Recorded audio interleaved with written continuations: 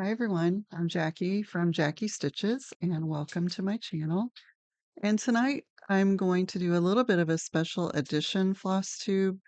It's winter solstice tonight, and in the Northern Hemisphere, that is the shortest day and longest night of the year. And since it's sort of also a celebration of starting to welcome back the light, I thought would do a few little stitching sessions with you and read some stories and some poetry and just have a time where you can relax and stitch. And I know there's a lot of really short Flossmas videos out right now, and I'm really enjoying those. But maybe you'll want a little bit of a longer stitch session and a little bit of a relaxing theme. So I hope you'll join me and grab your beverage and let's get stitching.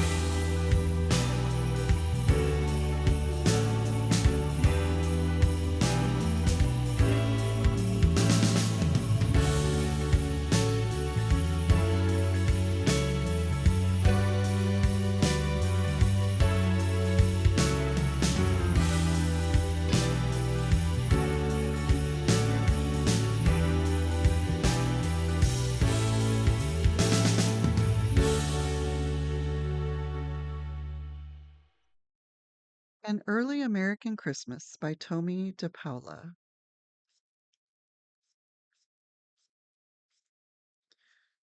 Once, a long time ago, in the small New England village, not a single candle could be seen in the windows at Christmas time, not an evergreen wreath on the door, not a Christmas tree in the parlor, not even a Christmas song could be heard in the night air, until the family moved into the white farmhouse down the road.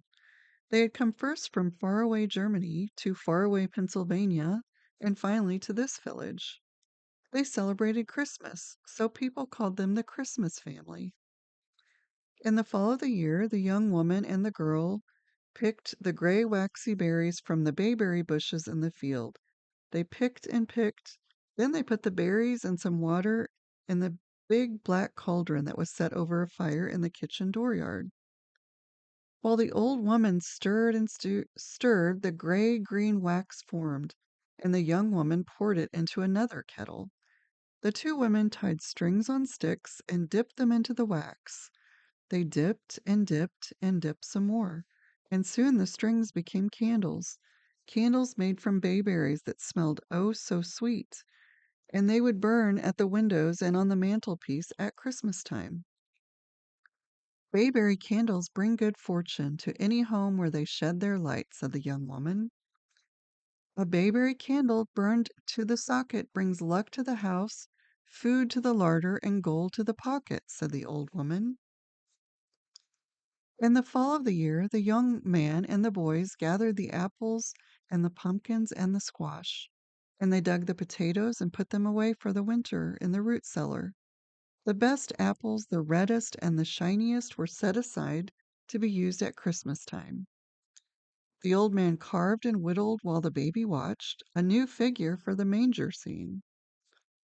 As the days grew shorter, the winds blew colder, then the snow began to fly and December was here. Soon, soon it would be Christmas. Around the fire the family sat while scissors snipped out birds, and ladies and gentlemen, and riders on white horses, angels, pomegranates, hearts of man, and long bands, all to trim the Christmas tree. The girl folded paper into stars to put on the bushes outside. She waxed them to protect them from the snow.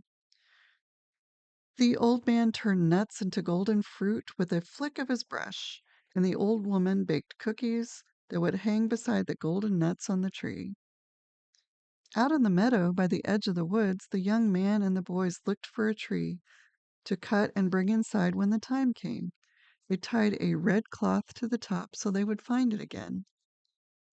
From the cellar came apples to cut, to string, and to dry for garlands to put on the tree. Corn was popped and set aside for a day, and then it too was strung. Then the baking for eating began, because Christmas was getting closer.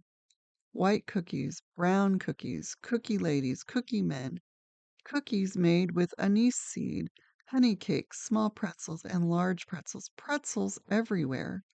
Now tulips, lovebirds, hands and hearts, peacocks and stars filled the shelves and tables of the kitchen.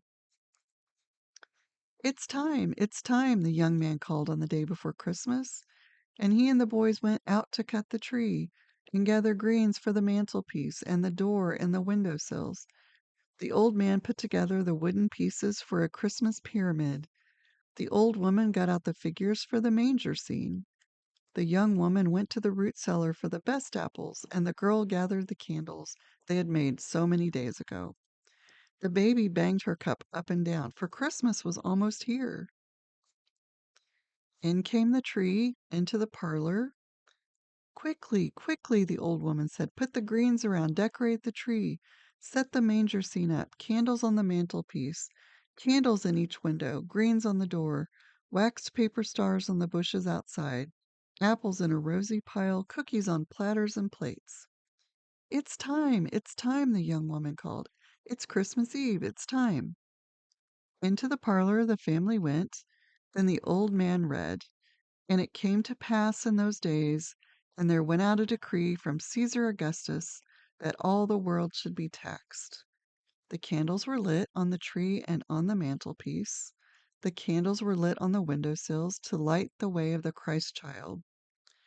And the neighbors came quietly to look and to hear the Christmas songs coming from the house of the Christmas family. As the years went by, some of the neighbors put candles in their windows too. Then Christmas trees appeared in their parlors, and they began to sing Christmas songs. One by one, every household in the village became a Christmas family. Oh, come, let us adore him. Oh, come, let us adore him. The end.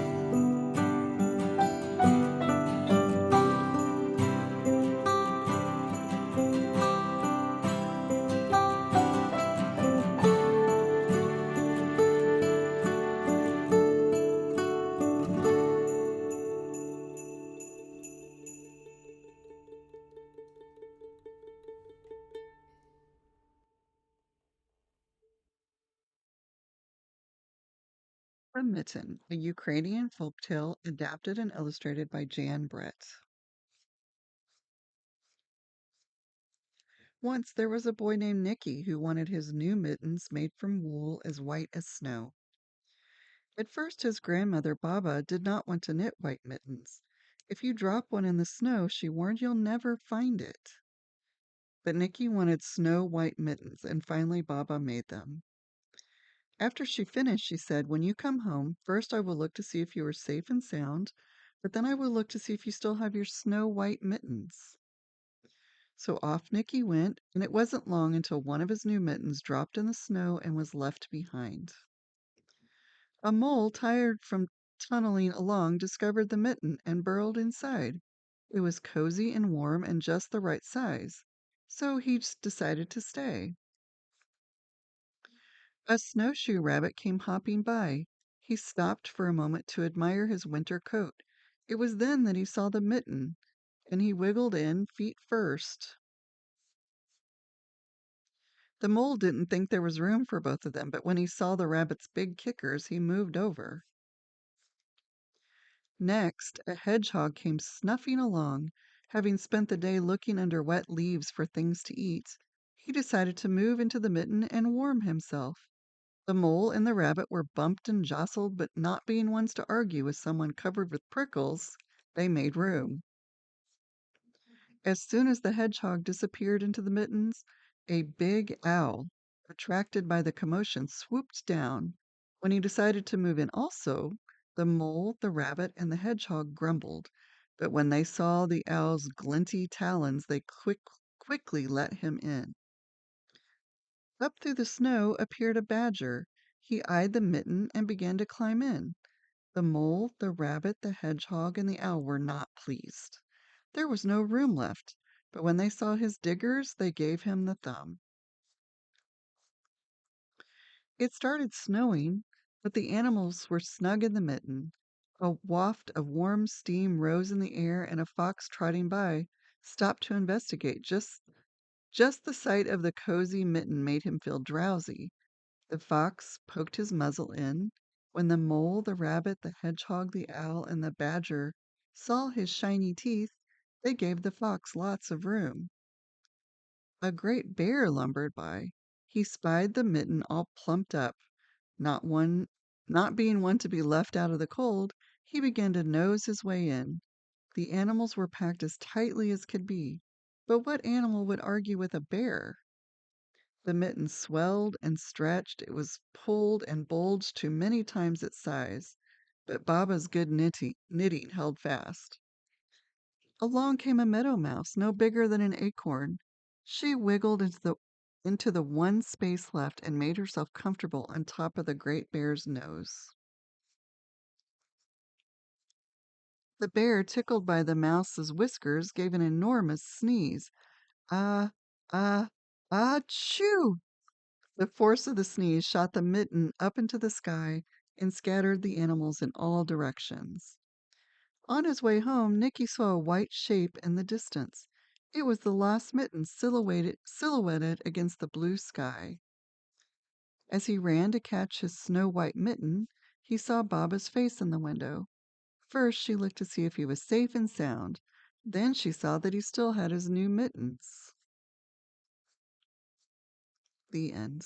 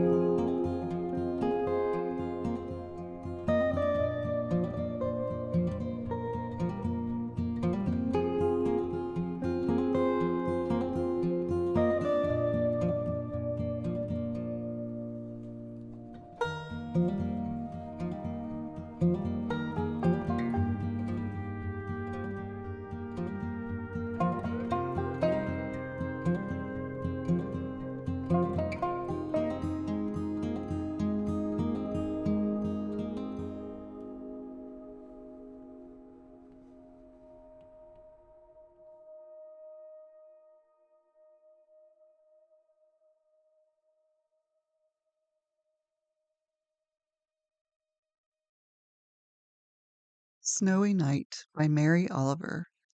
Last night, an owl in the blue dark tossed an indeterminate number of carefully shaped sounds into the world in which, a quarter of a mile away, I happened to be standing.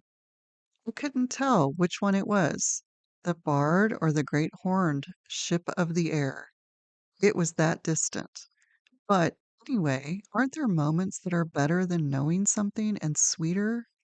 Snow was falling, so much like stars filling the dark trees that one could easily imagine its reason for being was nothing more than prettiness. I suppose if this were someone else's story, they would have insisted on the knowing whatever is knowable, would have hurried over the fields to name it, the owl, I mean. But it's mine, this poem of the night, and I just stood there, listening and holding out my hands to the soft glitter falling through the air. I love this world, not for its answers, and I wish good luck to the owl, whatever its name, and I wish great welcome to the snow, whatever its severe and comfortless and beautiful meaning. Snowy Night by Mary Oliver.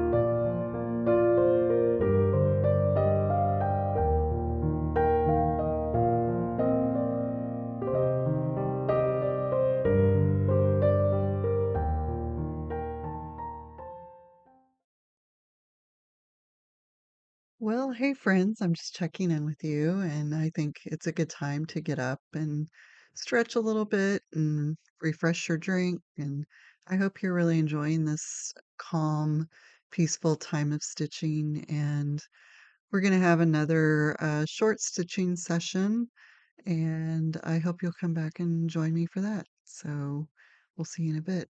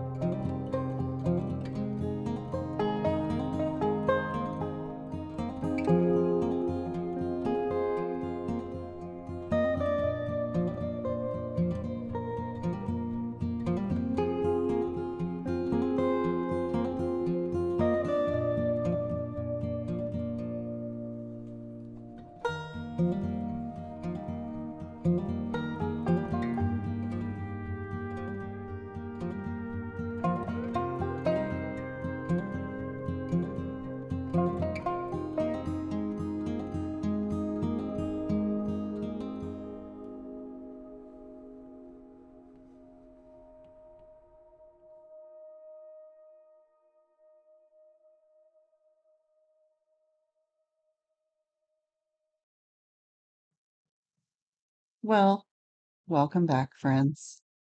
And you may notice that I'm in different clothes and in a different location. And I had a meeting, so I had to change clothes. And I've had some tech issues, so hopefully you're actually seeing this. And but I hope you've had an enjoyable and peaceful time of stitching with just these 45 minutes or so of music and stories. And if I don't see you before Christmas, I hope you have a very Merry Christmas if you celebrate, and happy holidays to everyone. And I look forward to seeing you soon. Thanks for coming by. Bye.